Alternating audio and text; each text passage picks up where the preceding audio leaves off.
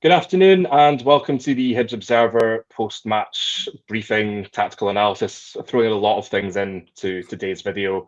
Glad to say I'm joined, as always, by Craig Nisbet to have a look back at Saturday's 4-1 defeat by Dundee at Dens Park. Craig, it was a bit of a miserable evening in the City of Discovery, wasn't it?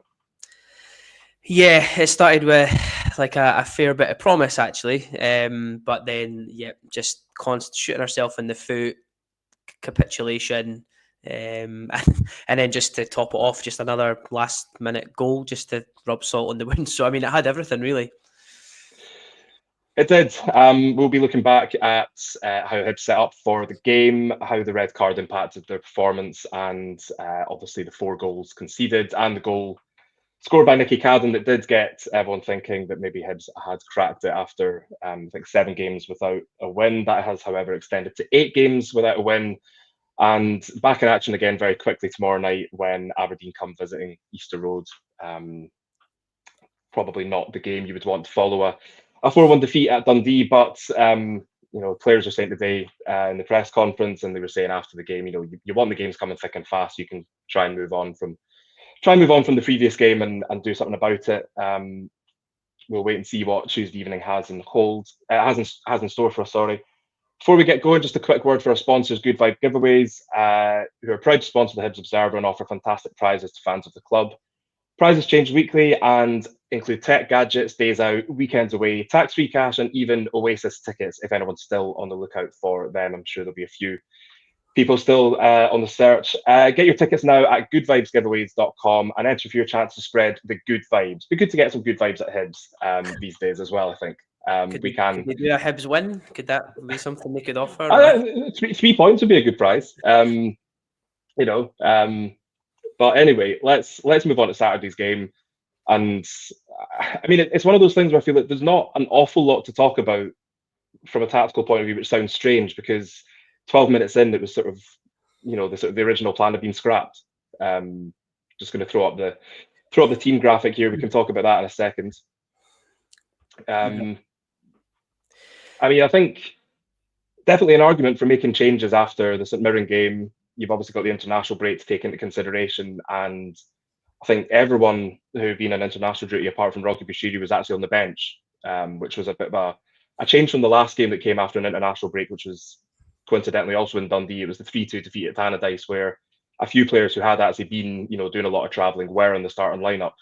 So, trying to mix it up a bit. Were you surprised by some of the personnel in that lineup? Yes and no. I think you're right with international duty and the fact that it's, Australia, Canada, it's long travels, isn't it? It's not like players hopping across to Europe and back. So I sort of understand that. Obviously, Ekpiteta being out was a real blow, and then finding out obviously that he's got a thigh injury and he'll be out for a number of weeks was really, really disappointing to see that. Again, Josh Campbell coming in from nowhere, quite a surprise considering he's not been in too many squads or had any game time recently.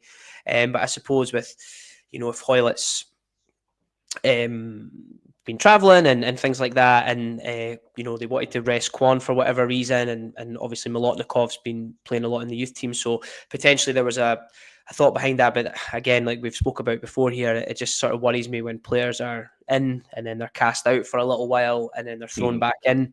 The one thing I did quite like, it was obviously good to see Ellie start again, and I liked the idea, even though we only got sort of 12 minutes of it, of Nicky Cadden and Chris Cadden on the wings, because I think me and Liam had spoke about on one of the previous podcasts, and I think he had mentioned it with Matty last Thursday, that Miller and Boyle, it just for whatever reason it doesn't click. It just doesn't. They just don't seem to be together, and it doesn't really work out on that side. And I thought the idea of the Caddens together, not because they're brothers, but because Nicky's left-sided and would naturally want to drift inside the pitch, and Chris to overlap, it sort of gave us a bit of balance on both sides, because Ellie would like to drift in, albeit I would overlap. So I was kind of like, oh, that's actually quite a nice wee tweak that. I quite like that. And obviously it paid dividends when we get the goal, and obviously Kurevich starting through the middle. So not too many surprises in there, probably apart from Campbell. I mean, I suppose the sort of real question, you touched on it there about players coming in from the cold. I mean, never mind never mind Campbell being on the bench and coming off it, late in games. He's not been, I think, in the last few squads. So it was very much, it was a kind of a bit of a surprise inclusion. And I think that the difficult thing for at the moment is trying to work out whether it's a case of the coaching staff trying different things to see what will work to try and get Hibs out of this funk, this sort of winless run, or whether, like, even sort of November going into December, is it just the case that he still doesn't know his best team? Because, I mean, both scenarios aren't ideal, but one of them is obviously, I think, more problematic than the other.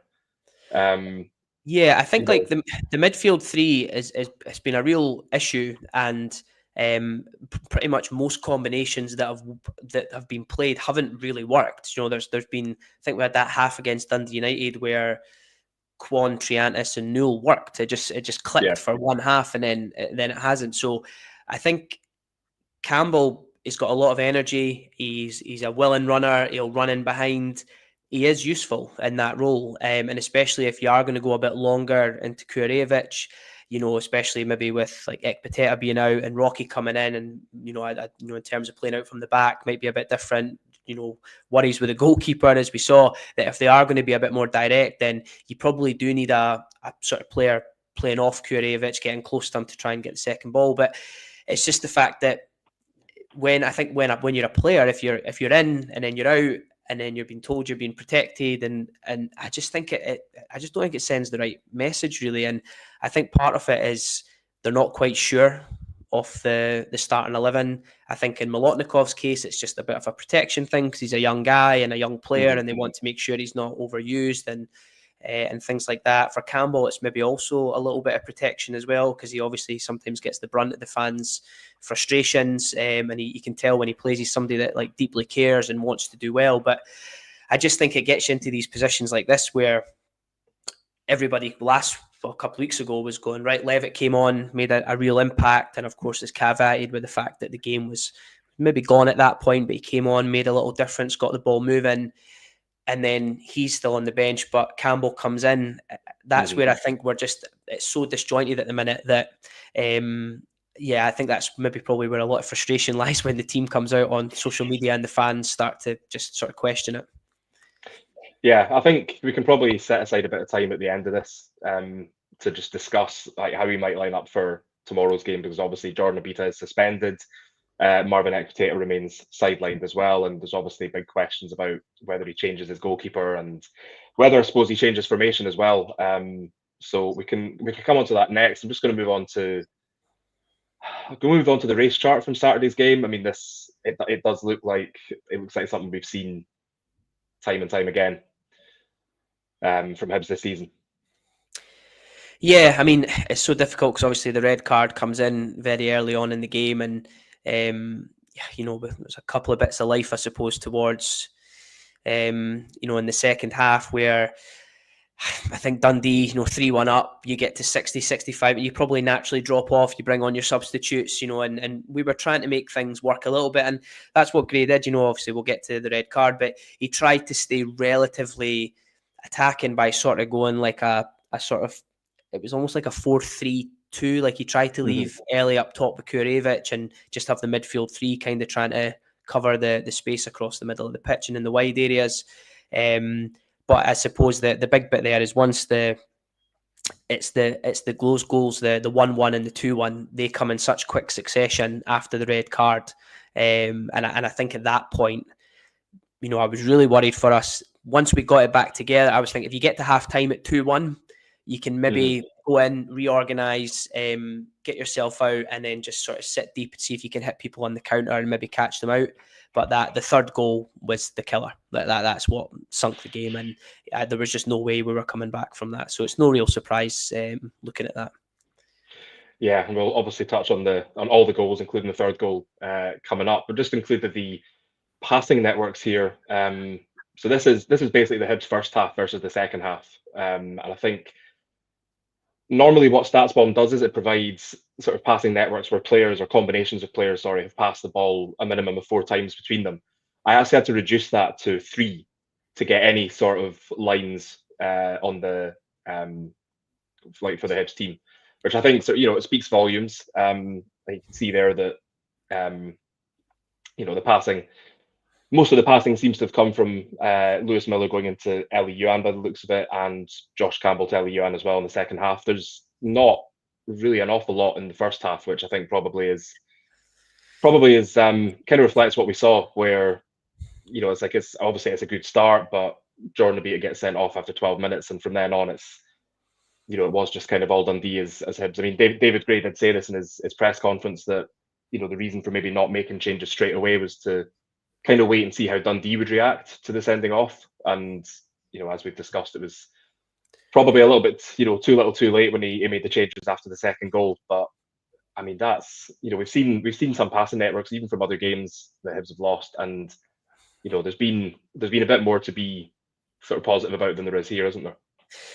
Yeah, I mean, I think if Obita stays on and the game goes differently, I think you'd probably see quite a lot. I would imagine quite a lot of combinations between him and Yuan. That was looking pretty good in that first opening period. They were getting on the ball quite a lot, and we were getting down Dundee's right and on our left. I think we were getting some quite good success, and even on the right hand side as well. I thought Chris Cadden was kind of coming into it. We were getting quite high up. We were switching the play and looking to get balls into the box. But yeah, we'll probably discuss it when it comes to the red card. I sort of felt, I think I probably would have changed things straight away. I thought he was going to do that. So did I.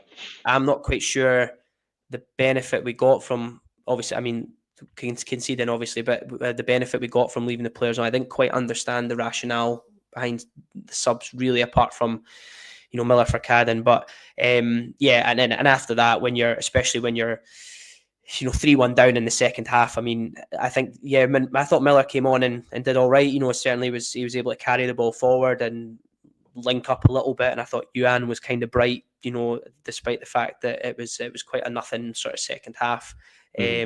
But we never. I don't think we got organised in the right fashion after the sending off, and that led to the downfall, I think. Yeah, and you can see here this is Dundee in the first half compared to Hibs in the first half. I mean, I don't even really think we need to talk about this too much. I mean, you can see obviously the bigger the circles, the more passes they're involved in.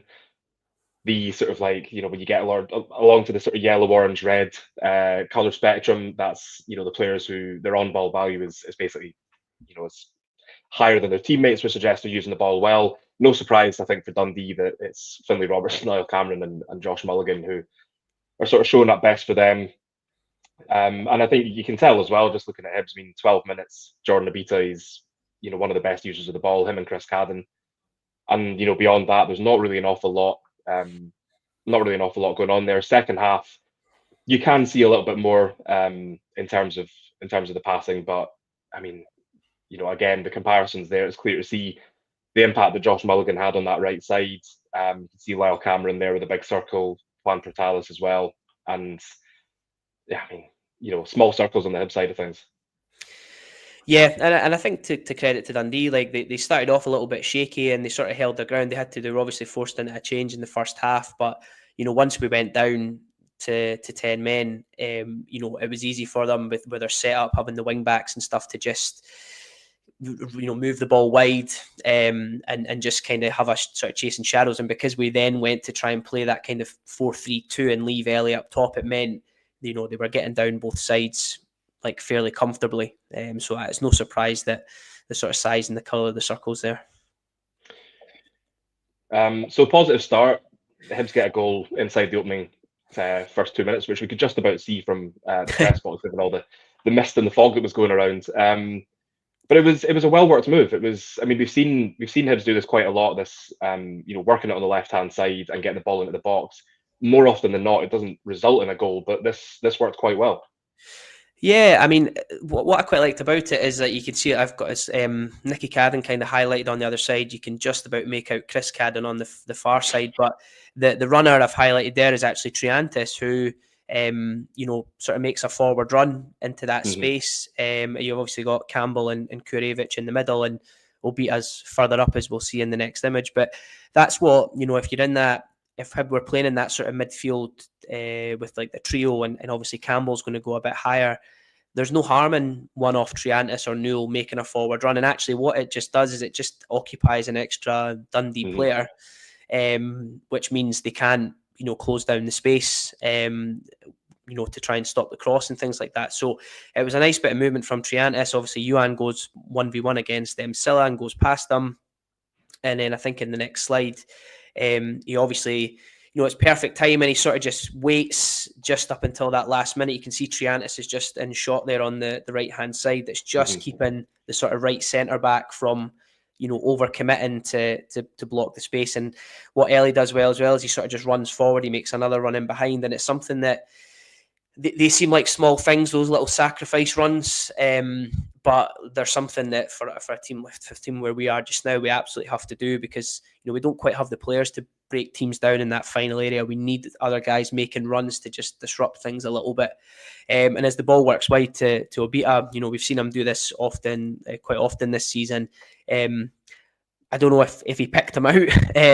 I'd like to give him the credit to say that he did. But again, because Campbell, and I know Campbell sort of divides opinion, but he does get himself in and around the box. That's him and Kurevich in the middle, and it just keeps a couple of Dundee players occupied. And obviously, Obita whips it in. And I have to say, it's poor from Dundee. I mean, they won't be annoyed because they won, but for the goal, it's, Nicky Cadden pretty much has nobody pressing them or marking them. But it's a very, very good finish, because I think that's a really difficult chance to take with it bouncing in, just to get your body over that, get the strike clean and get into the bottom corner. It was a fantastic start. Yeah, I think something Hibs have been great at is sort of, starting quickly. I mean, I think we saw, I can't remember when it was we put the piece out, but we did do a piece which was essentially saying that the earliest Hibs had scored was the 43rd minute of a game, and then I think they improved on that, and I think I've got a complete memory block of who it was. Whoever scored 29 minutes, I think, in one game.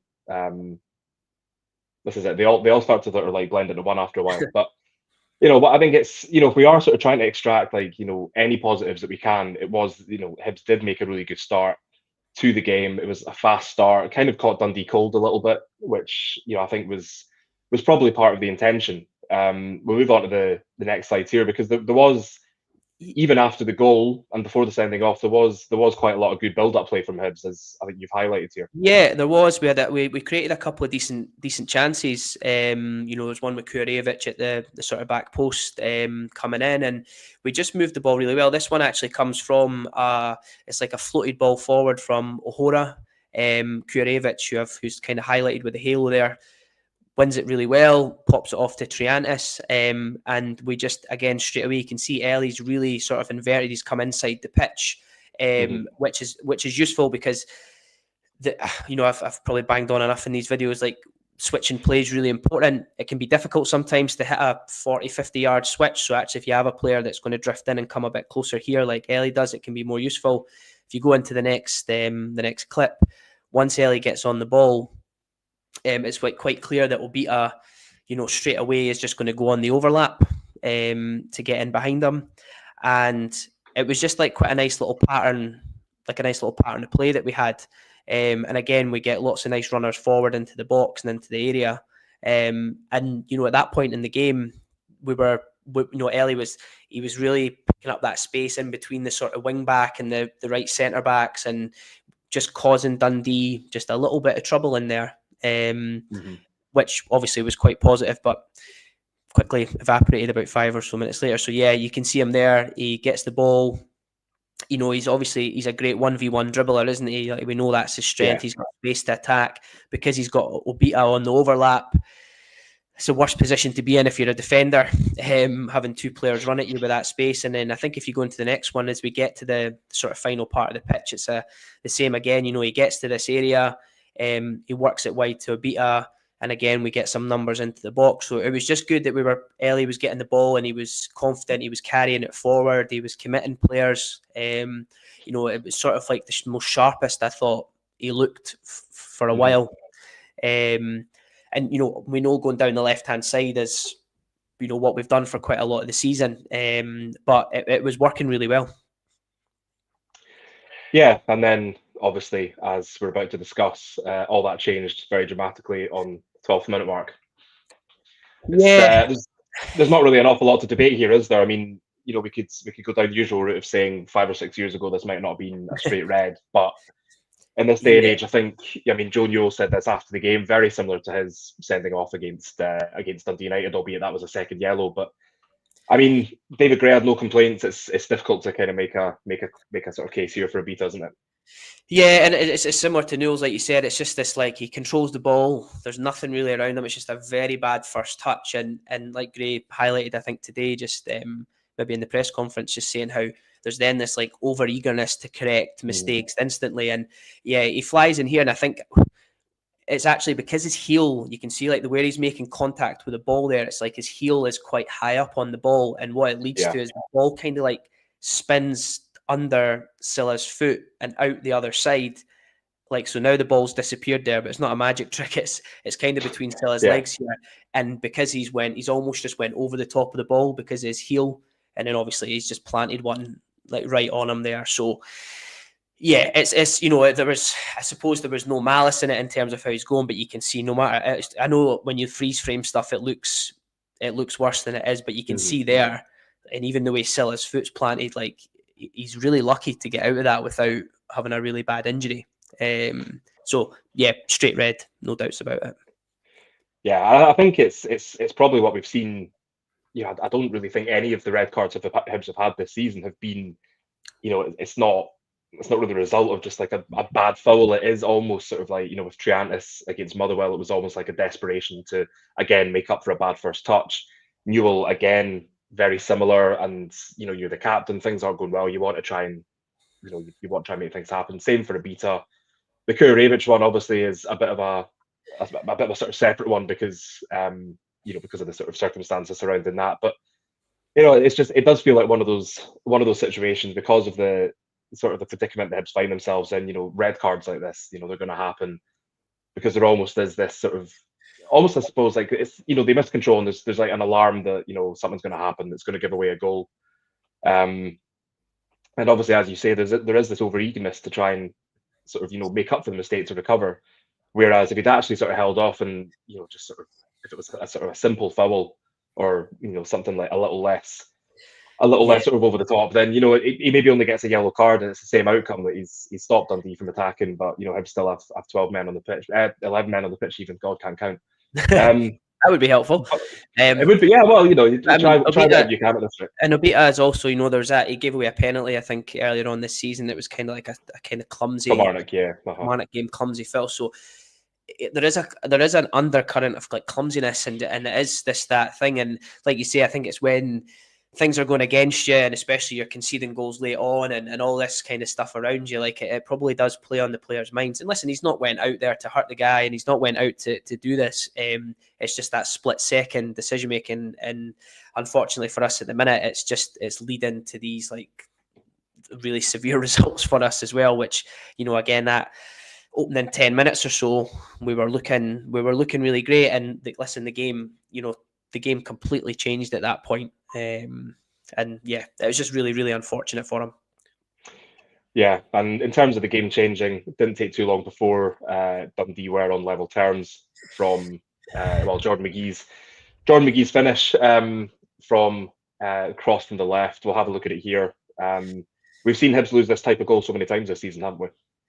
Yeah, and I suppose just before I go into the goal, I think it's like worth highlighting that, well, obviously there was the LEU and keep you uppies sort of thing, which we'll not get too much into. But I think at that point, the only disappointment there was I really felt the players needed to be over with David Gray. They needed to be in together, huddled round, talking stuff, just delaying things, wasting a little bit of time. And that comes from the sideline. It comes from the captain on the pitch. It just comes from getting themselves organised.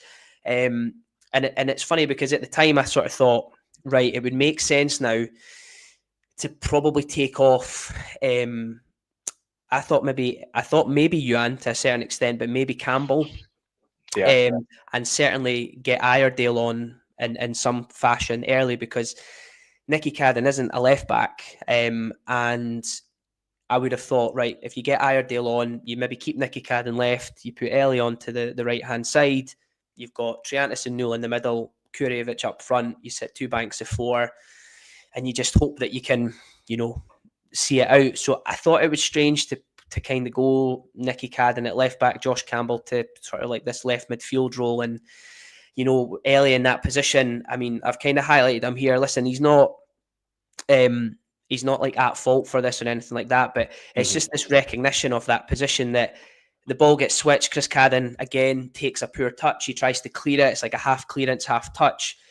Goes straight to the Dundee player, and you know, Youan kind of makes the move to go, and then he sort of stops, and then obviously Cadden gets into this 1v1 where he gets, you know, he gets beat down the touchline, but because we're sort of down a player in the middle, then there's no kind of real cover to stop the ball coming in. And even when we've got 11 men on the pitch, we tend to lose goals like this. And whether it's been Miller or it's been Cadden this season, it's unfortunately been a theme that's down our right hand side that tends to happen. So yeah, Cadden gets beat 1v1, which, listen, that can happen. The middle part here I've highlighted, you know, that's Triantis and McGee there.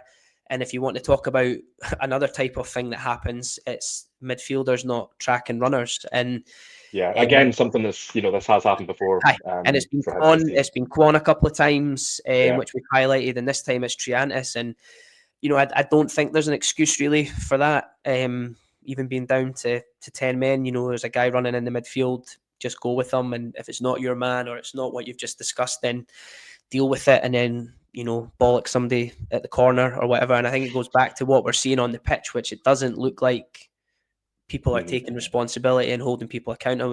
And you actually can see, I mean, it's hard to see the ball on the other side, but, you know, McGee's actually quite far out here, and there's actually a couple more touches before the ball actually goes in. So, and Triantis is level, and again, you can see that's just as the ball is being crossed.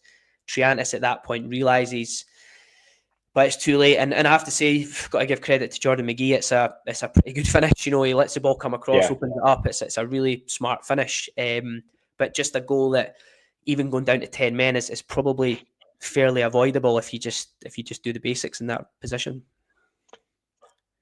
Yeah. So that was Dundee's equaliser there. I mean, they threatened again. I think they hit the woodwork a couple of times before they got their second. But again, it's you know, the first goal, as you say, like, you know, it's fair enough. The right back gets beaten 1-on-1. Midfielders don't cover themselves in glory. But you know, the second goal, it's another goal lost from a set piece, and it's eminently avoidable, I think.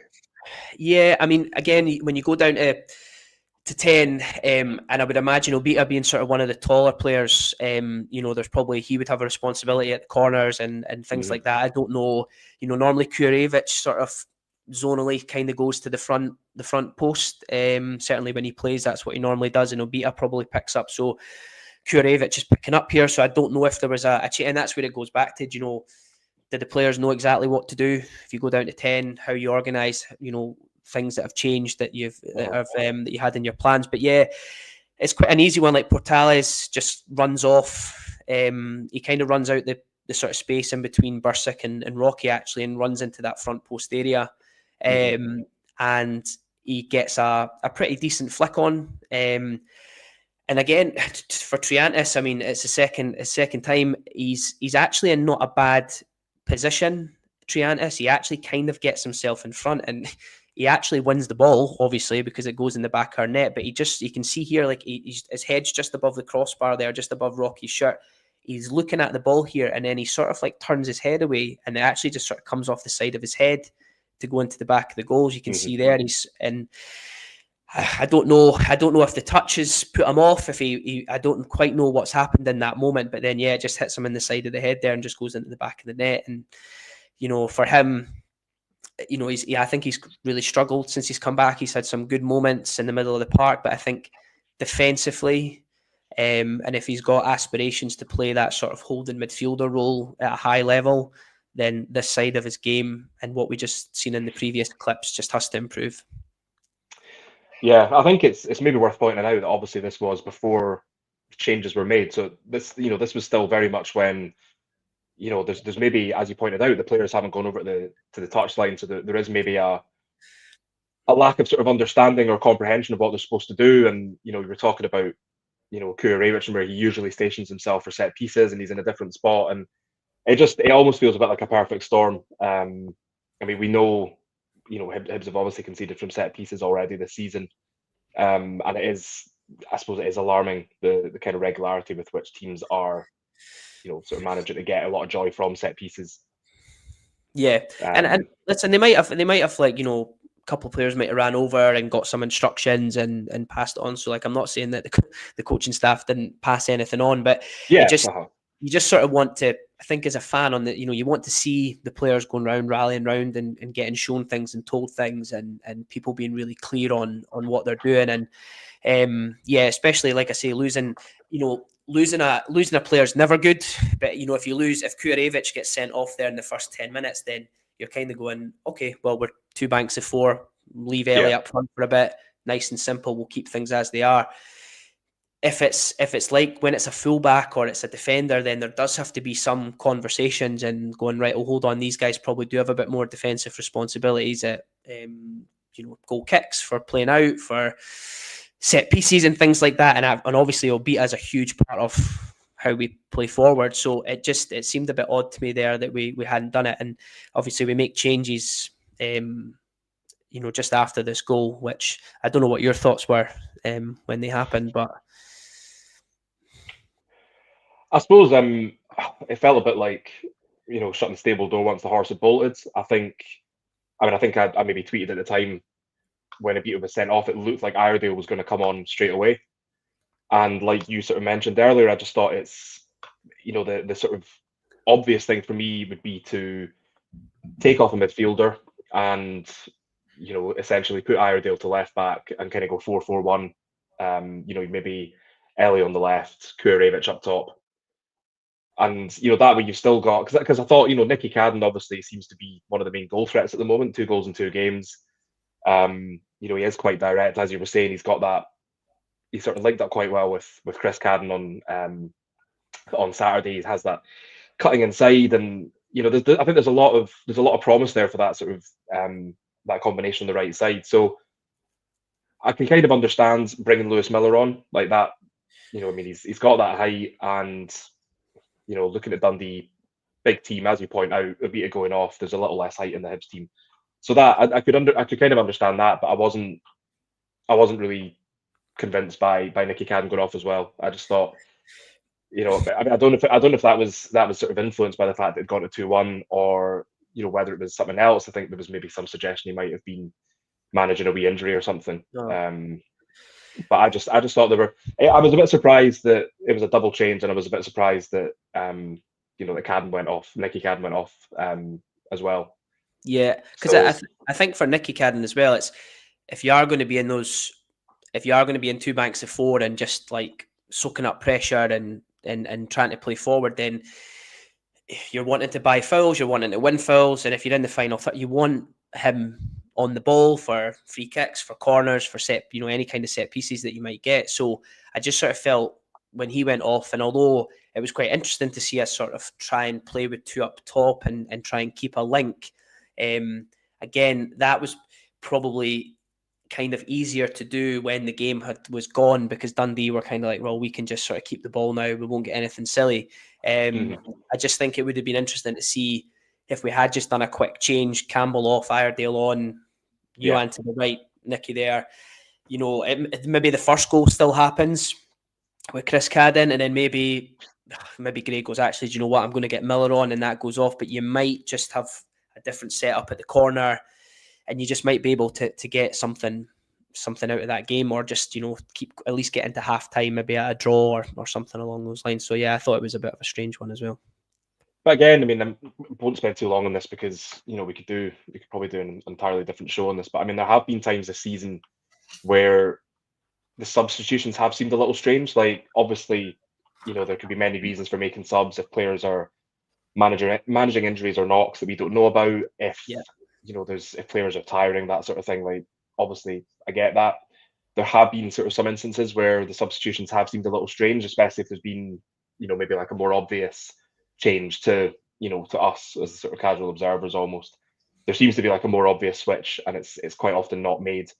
So I don't know whether that comes into it, whether it's a little bit a little bit sort of kind of like David Gray's, I don't want to say inexperience. He's obviously spent a long time as a coach with the various managers at Easter Road, and now he's manager in his own right. But it is it is different, and I just wonder whether he's guilty of maybe overthinking things, or I suppose just situations like this when you're struggling like Hibs are, you try what you want to try and shore things up. You want to try and stem the bleeding, as it were. And I think sometimes like he's maybe overly cautious, and we've seen other games where defensive minded midfielders come on when it's like level, and you just think if there was a more attacking option that came on there, then you just don't know.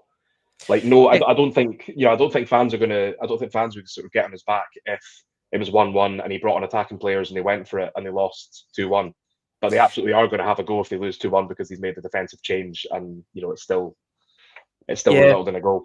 Because the other thing I kind of thought at the time was, because Dundee were playing that sort of like with wing backs, I kind of went, I wonder if he'll just try and match them up. But obviously we'd have to sacrifice, if you wanted to go 5-3-2, you'd probably have to go 5-3-1, and at least we'd have some. And then you might go, right, let's get Lewis Miller on. We can put Nicky Cadden left wing back, get Iredale in, and something like. I kind of wondered if we'd do something like that, because I'm sure I watched the clip after when they asked him about it, and he said, "Oh well, Dundee were obviously going to go down the wide areas, and I wanted to get Iredale," and I was sort of thinking, but why did you not do that straight away? Because obviously they were going to come down the wide areas. That's that's where even before the sending off, that's where their most attacks kind of play from. So maybe you're right. Maybe it is they wanted to see how things panned out a little bit, but obviously within sort of 15-20 minutes it was probably game over, wasn't it? It was. And speaking of game over, I mean, it comes, we're in the first half injury time here. It's a bog standard sort of back pass from Jack Iredale. There's no immediate danger. I think what's particularly telling from this picture is that there's two defenders. You've got Rocky Bashiri, you've got Jack Iredale, you've got Joseph Bursick, and then I think that looks like Simon Murray. Yeah. And Seb Palmer-Houlden is nowhere to be seen. Yeah, that's why I clipped that one, because it's just to show how this isn't like a player sneaking off the back of Rocky and closing them down. There's a huge amount of time there. Iredale, does the right thing. Even his movement after is perfect. He drops in to receive it again, and Bursick being left-footed, I just presumed that's where the ball would come back out. I think Iredale thought that as well. I've watched it numerous times. Even here, when you see there's still a huge amount of time as that ball's coming. Obviously Murray, it's like a decent press from Murray in terms of how he's angling. Obviously Bursick's let it go onto his right hand side, which there's been so many times this season he's not touched that side at all, and he's just stayed with his left foot, and he's just like thumped it long or whatever, and people are like, right, fine, just move the ball on. But going similar to what we've said about a beat early on, it's just an awful first touch. And just no awareness of what's round about him. Then he's very lucky that, he could have easily got himself sent off with the way he kind of flies out after it. And when that goal goes in, that's it. It's game over. That group of players, we managed to sort of steady things, I suppose, a little bit after the two goals, but you go in at 2-1, you can come out the second half and you keep the scoreline down, you just might get that half chance, you might get that moment, but 3-1, no chance. And it's just incredibly disappointing. And although I think we've tried to be really fair when we've spoke about Bursick, something like that's just unforgivable, isn't it? It is. To be fair, I said at the time, I just described it as circus stuff, because it really is. And I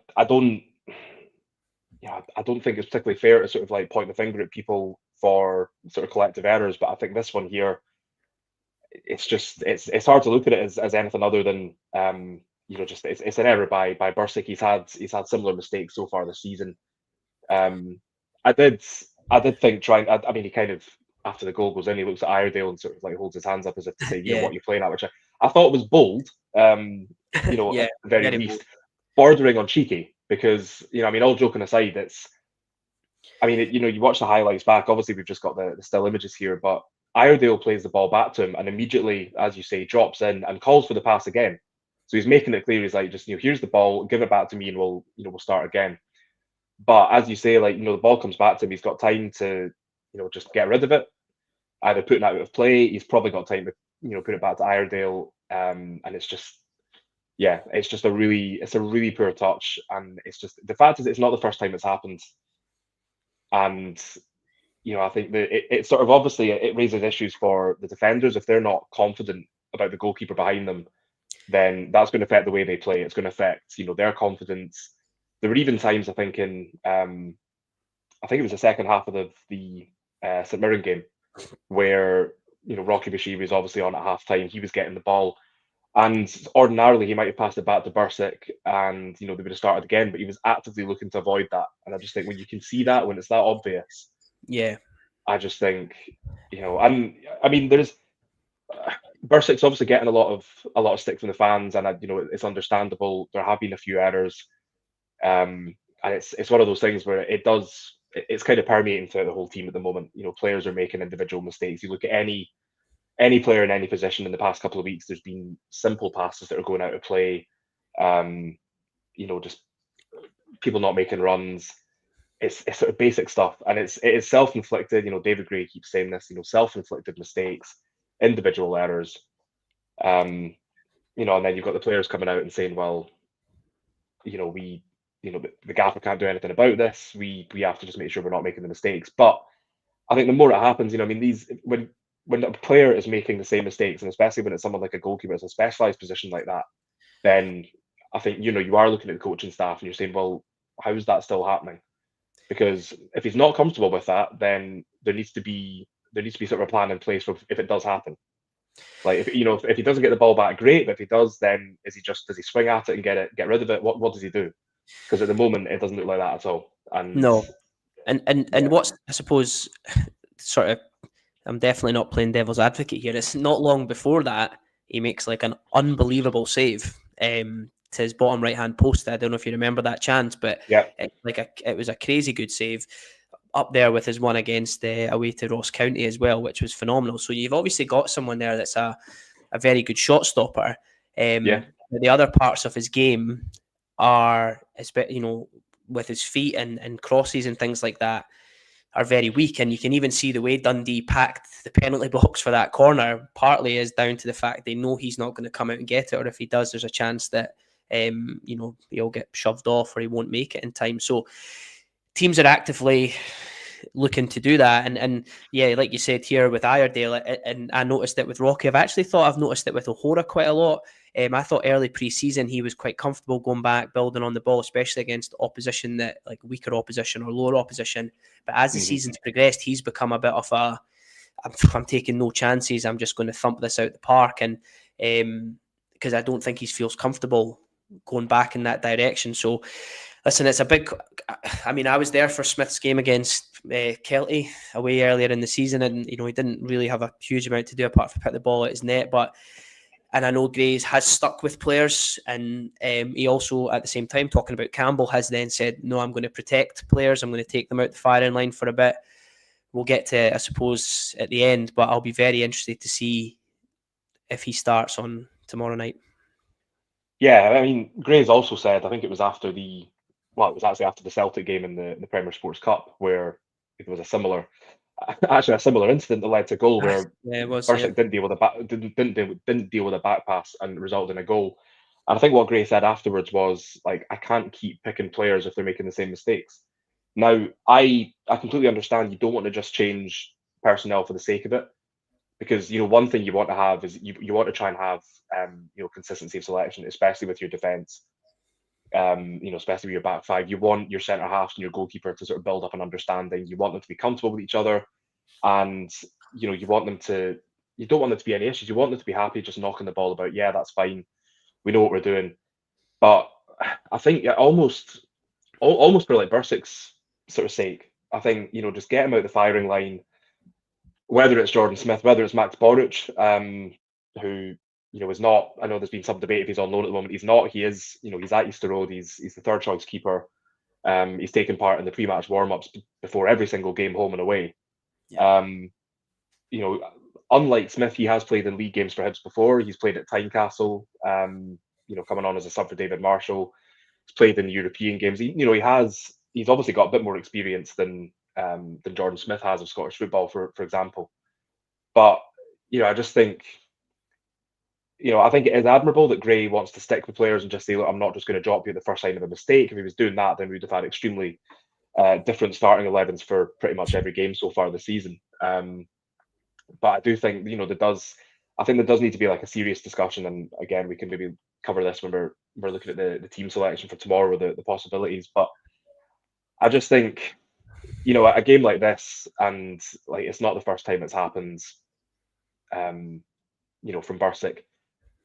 I just sort of think, take him out the firing line, change it up. You give him a break, give him a chance to kind of reset mentally, because it is tough. Like as Gray rightly says, when you're a goalkeeper, it's like the most lonely position on the pitch. Yeah. If you make a mistake, 9 times out of 10 it will result in a goal, and it's sort of it's highlighted even more.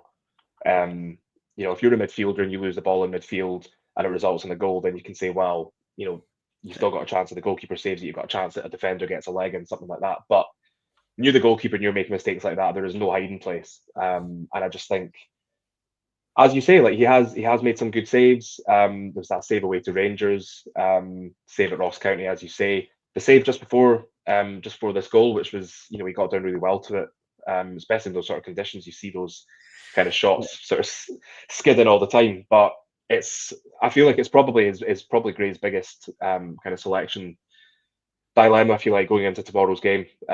Even more so than who plays left back or what formation he goes for, is just does he keep faith with Bursic? But moving on, this is the fourth goal. I mean, the second half was a non-event. Non-event, really. We tried to, he tried to keep Kurevich and Yuan together, and I thought Yuan had some bright moments, and I thought Miller came on and tried to get the ball forward. Tried to cut inside. I thought he was, all right. I think he did well. But actually, in fairness, I actually thought Rocky had quite a good game and was fairly solid and coming back in, especially after sort of a long period of absence out of the team. But again, taking the armband as well once Newell went off, which I thought yes, I noticed that as well, and that probably shows you the position that we're in. Where in terms of the leadership, and a guy that's sort of been frozen out at times and probably not been treated fairly at times as well, as given the captain's armband. But yeah, I mean, again, it comes from this. He's traveling with the ball across. It's obvious that it's going to go to Miller, and it's just one too many touches. But I also wanted to highlight as well, you can see it's the guys like Cameron and Murray and stuff like that. Like, they just, like, this is the 91st minute. They're 3-1 up. The game's done, but they're still willing to press. They're still willing to try and win the ball back. And obviously, once it's won back and it's pinched, it's an easy through ball. Murray makes the run to kind of stop O'Hora being able to kind of really do anything about it. And I don't want to lay into Bursic even more. I'm not really sure he could have done too much, but it just seemed quite a straightforward finish from Maine. Bursic kind of is quite close to his near post, and it leaves a kind of other space kind of open just for Maine to kind of roll it into the bottom corner. But it was just, as I said, conceding towards the end of the game, it was just a bit of salt in the wounds, really. But it was more so just to highlight that, I suppose, for a Dundee point of view, just the fact their players just, right up into those final moments in the game, are still pushing, still pressing. And it's something, certainly from our record in the final moments of games, that we could probably take a leaf out their book. Yeah, that wouldn't be the worst thing to happen.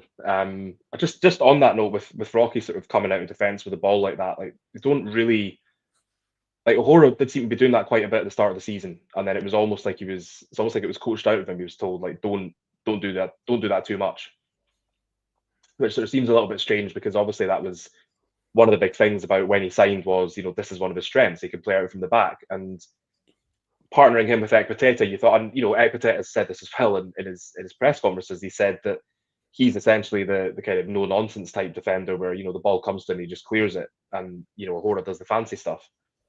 But obviously with Rocky in there's not an awful lot on for him, so it just feels like Rocky does feel like one of the few defenders or one of the few central defenders in the team who is going to try and progress the ball forwards. But at the same time, he needs options, and he needs to know when to when to utilise them. Yeah, and it's funny you mentioned O'Hora, because at the start of the season and watching him in pre-season, I think, who did we play at home? Was it Peterhead at home when we won sort of 4-0 or something? I can't remember. But yes. and listen, opposition-wise, yeah, you take it into account, but O'Hora was stepping out, cutting inside, hitting long-range switches, pretty accurate, into Miller, things like that. Like, I was thinking, oh, what a signing this is, somebody that's really confident and comfortable on the ball. And like you said, he's just sort of regressed quite a lot. And I don't know if part of it was because Ekpiteta was struggling, so he's maybe thinking, right, get the ball away quicker and move it on and stuff like that. But we've seen, like, it's such an important part of football these days. Your centre halves, especially the way Hibs are going to play, if you're wanting to get the ball into the wide areas, like, you're going to need your centre halves to carry the ball forward and probably commit a player every now and again. So it's maybe something he's going to have to step up and do. It's also interesting, he sort of, like, obviously Rocky coming in then pushes him to right centre back compared to left centre back, where he's been playing for quite a lot of the season. But I'd like to think that then he's on his natural right hand side, it might be a bit more comfortable for him to move the ball out. But certainly, if Marvin's out for a while, he's going to need to step up and do more of that. Yeah, and I think the chat is that it's probably looking about Christmas time before Ekpiteta comes back. So there is, there's a lot of games in December, as there always is. So, that would appear to be, at least scrabbling around for some sort of positive. At least there will be a run of games for Rocky and O'Hora to kind of build up a partnership, assuming that Gray does stick with a back four, which nicely segues into our final topic for discussion, which is what on earth does he do for tomorrow? Obviously, Obita being suspended is I know we said Bursic was maybe the big call, but in some ways, not having Obita available means he has to rethink his left back options, or indeed if he goes to a back three, because at the moment, your sort of backup left back is Jack Iredale. Your other two left back options, like the academy players, both out on loan.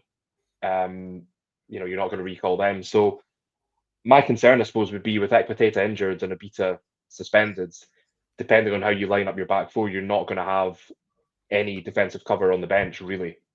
Depending on how he lines up, or central defensive cover, like natural central defensive cover. I mean, I know we've seen Lewis Miller play as a right-sided centre half in a back three before. Chris Cadden's played there before, so he does have options. But I mean, does it feel like he's going to change things up drastically, or is he just going to kind of stick with a version of what he's been using recently?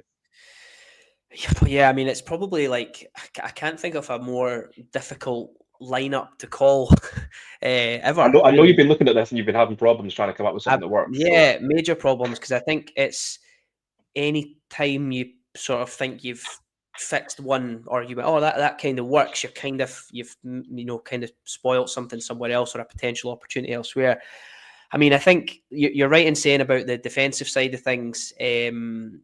If he sticks with a back four, I can imagine, and again, I don't know too much about Iredale in terms of, is he able to bomb on and whip balls into the box? We've only really seen him at left centre back in a 3, and against 10 men, against 11 men in a 10 when, which he was in on Saturday. So I don't really know how well suited he is to that left back role. Maybe people can comment and let me know if that's if they know more about him. But if that's the case, then you probably do stick maybe Iredale, Rocky, O'Hora, and Miller. Probably if you stick a 4, and then Bursic or Smith. I really don't know what you'll go for there. But then if you go a 3, then I would think Iredale left centre back, Rocky potentially centre, and O'Hora right centre back would be my 3. I'd probably play Miller right wing back, and you'd probably have Nicky Cadden left wing back. Would be agreed. Then you could, if something happened or whatever, then you could go Miller right centre back and Chris Cadden right wing back. You could sort of tweak that a little bit. I mean, the midfield genuinely every week seems like a roll of the dice in terms of what you do. Obviously, Newell will be playing because the suspension doesn't kick in until Saturday, which we discussed before we came on. I would imagine you would keep Newell in. Triantis, he obviously had out of possession. He wasn't great at the weekend, so there could be, do you switch him out for Kwon? You're attacking midfield, depending on if you go at an attacking midfielder, you probably want to bring Hoylett back in just for his experience in that position. So if you were in that 4-2-3-1, part of me was thinking Johan, Hoylett, and probably Nicky Cadden is your kind of three with Kurevich up front. That leaves Boyle to come off the bench, which I think gives you at least a bit of an option there, plus Gale as well. If you were to go that sort of 3-5-2, which we discussed before, I'd be quite tempted to maybe go Newell, Levitt, and maybe between Hoylett or Campbell there, and maybe go Boyle and Kurevich up top, which would leave Ellie on the bench, which would be quite harsh, potentially just after his recent games and things like that. But that's the only way I could think about balancing, sort of having people that can, like Newell and Campbell, can get the energy and stuff going in like that, and then you've got Levitt on the ball who can maybe hit the killer pass type of thing, but potentially Campbell not in, and maybe you would have Hoylett in that number 10 role just to link things up. So if it was me, I'd probably go switch to a 3 and play something like that. I think, especially if you're maybe going to play Smith as well, and then you kind of want to protect that as much as possible. Yeah, I mean, that's my gut feeling as well, is that it doesn't need to be a back three. I don't know whether whether that's a 3-4-3, whether it's a 3-5-2. Obviously, we know from what he was saying in the summer that he likes to be flexible. St Mirren, obviously a 2-1 win against Aberdeen at the weekend. They went with a 3-4-3 in attack, and I imagine probably changing it a 5-4-1, without the ball, which is something again that Hibs can do, but it's just whether or not it makes a difference, I suppose. Interesting to know in terms of the midfield, Noah Kenna, Jake Doyle-Hayes, Luke Amos, none of whom have really been, well, I mean, certainly Amos, and Kenna's been right with the picture. Amos was, I think, maybe a couple of substitute appearances towards the start of the season. Doyle-Hayes hasn't been involved since he came off the bench against Hearts. All three of them involved in first team training today. And might not mean anything. Obviously, Rory Whittaker and Jacob McIntyre out on loan at the moment, they were involved in training, so it's never want to read too much into it, but we've seen a lot of midfield combinations, and we still, I think we still haven't seen sort of all the combinations that we could have in that midfield. And it does feel like the sort of thing you can overthink if you're the manager, if you're the coaching staff. You can overthink how to sort of play, especially against a team like Aberdeen, who I think look likely to play a 4-2-3-1 themselves. Obviously could be wrong, but I think that seems to be what they've played a fair bit under Jimmy Taylor, and I can't really see them deviating from that. So I don't know if that will come into the reckoning or not. But I think the difficult thing as far as I can see is that there's not an obvious strong starting 11 from the players that are available, and that's the main issue. Because in the past, we said this in the summer that with the players who were coming in when things looked to be going well in the, broadly speaking, in the Premier Sports Cup group stages, you think it's maybe getting to a stage where you've got whoever starts in the starting 11. It's a good mix, a good blend of players, and then you've got options off the bench. So that if somebody has to drop out, you can replace them with someone, and your performance levels don't dip. You can play the same way, you can do the same things. Hibs don't seem to have that at the moment. They don't seem to have that no matter who plays. And obviously, the regular red cards doesn't help that, because you can have plans. Gray has talked so much about, he's one of his sort of most used phrases, I think, is the 11 players who start the game are not the 11 players who finish the game. Like, subs are becoming, because you've got the 5 subs that you can use now, 6 if you sort of count the concussion substitute. Then, you do have options to change it quite dramatically, I suppose, in the second half. But if you've got a plan to do that and then you get a red card, or there's you let in a silly goal, then that can change things. So as I say, biggest sort of indictment of where Hibs are at the moment is that there isn't an obvious, I don't think, starting 11 that you can sort of trust to go and put in a performance, and that must be, I think that's quite telling. Yeah, I think, to be honest, I mean, Ekpateta was probably the only sort of first name on the team sheet for the last sort of several weeks, and now that he's not there, there's some players that we have to play because we don't have any other players in that position, and we have to go through with that.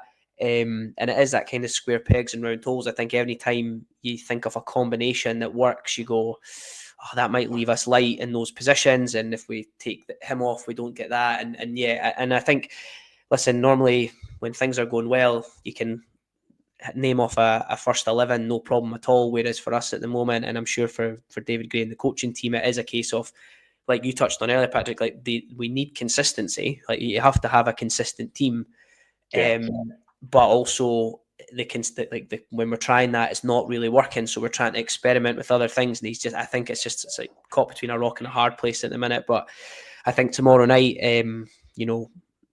is probably one of the biggest team selections he's probably going to make in his managerial career, I think. Yeah, I don't think you're wrong. Don't think you're wrong there. I think we should leave it there. Don't think there's an awful lot more we can say, and we will obviously find out closer to kick-off what David Gray and the coaching staff have done. Hibs Observer will be there as always to bring you the latest pre-match, post-match, and of course during the game as well. So until then, thank you for joining us, Craig. Thanks for your tactical insight and for joining us again just to go through Saturday's defeat. One day we will do this, and it will be a Hibs victory, and we will milk it, we will enjoy it, we will relish it. But until then, yeah, thanks for joining us, and hopefully the next time we do this, it's a more positive discussion. Thank you. Cheers.